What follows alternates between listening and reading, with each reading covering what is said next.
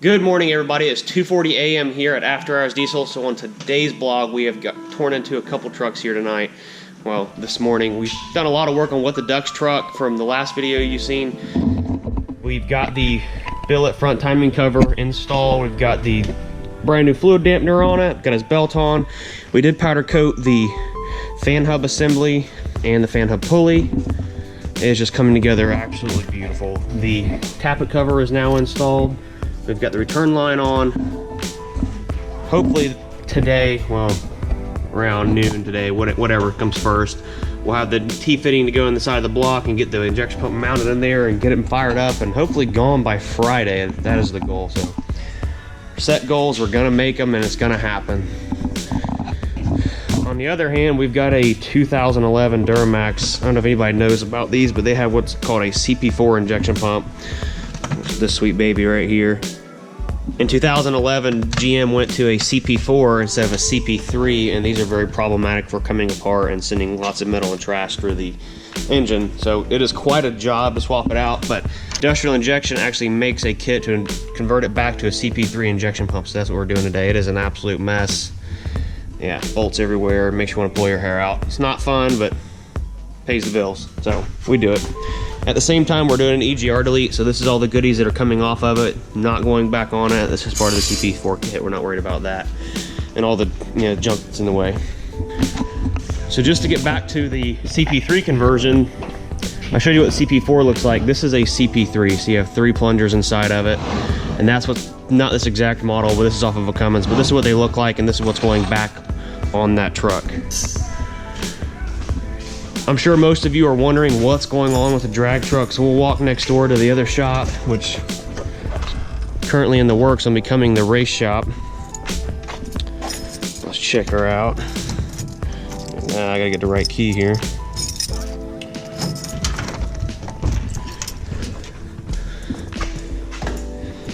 This is gonna be a future video, maybe in the next couple days. So right now the drag truck's in pieces, the engine's all torn apart. Yeah, it's in a million pieces. So in our last video where we actually took first place in Mississippi, the following run we left there and went to Gulf, what the heck's it called? We left there and went to Emerald Coast Dragway, which is owned by Ryan Milliken at Hardway Performance, and made one pass and blew it up. We actually knocked the whole entire cylinder wall out. This is the sleeve. I broke it out to get it apart to see what the cylinder wall looked like behind it. So that was completely busted as you see it. We knocked the sleeve out just to get to it.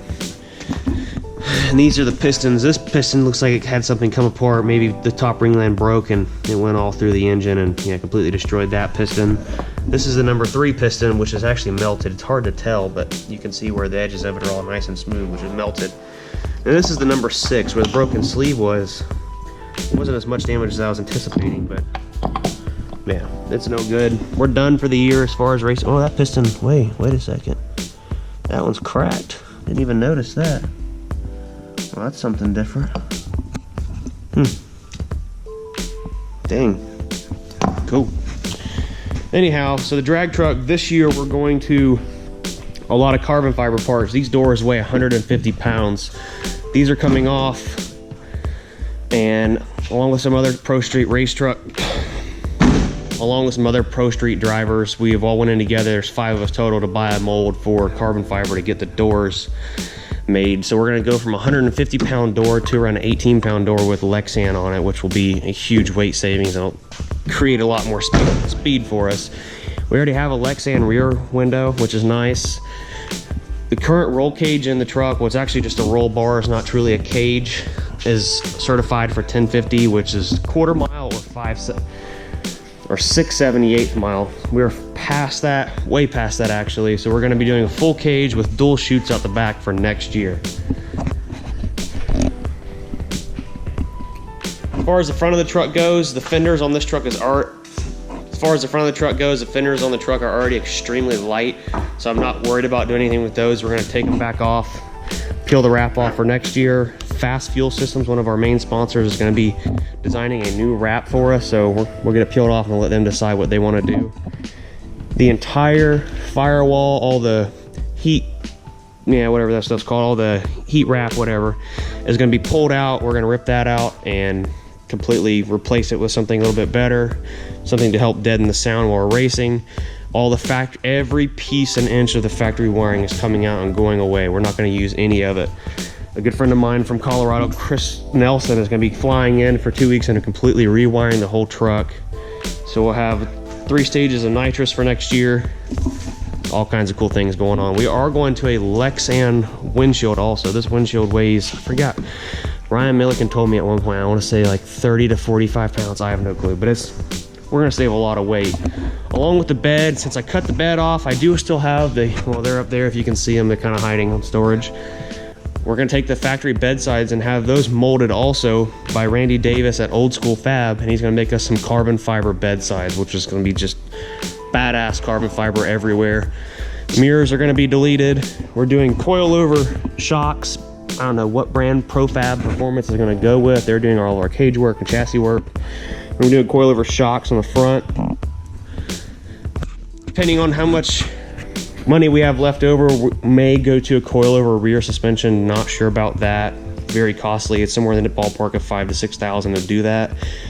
If not, I may try to make the leaf springs work for at least half the year, or maybe till 2019, and then we can have more money in the bank to go play. As far as the inside of the truck goes, we want to completely gut it. We're going to a different style shifter, possibly an air shifter, which will be computer controlled, a higher seat, nicer seat, something that's more rated for how fast we're going. That one we actually bought from O'Reilly Auto Parts, and it's held up. It's held its own. Cannot complain. Our quarter dash is coming out. We're going to be doing carbon fiber dash is the goal. I have an Android tablet for all the gauges, and hopefully I have some switches mounted up on top along with the roll bar and everything inside the truck. Cannot wait to get rid of these heavy things. The front bumper, the grille, and all the headlights, and possibly the hood will be all Zeus fitted to the front of the truck, just for ease of removing it, or ease of working on the truck, so we can remove all these fenders if we ever have to do any engine work while we're at the track. And tearing all this apart is a huge job the way it's set up right now.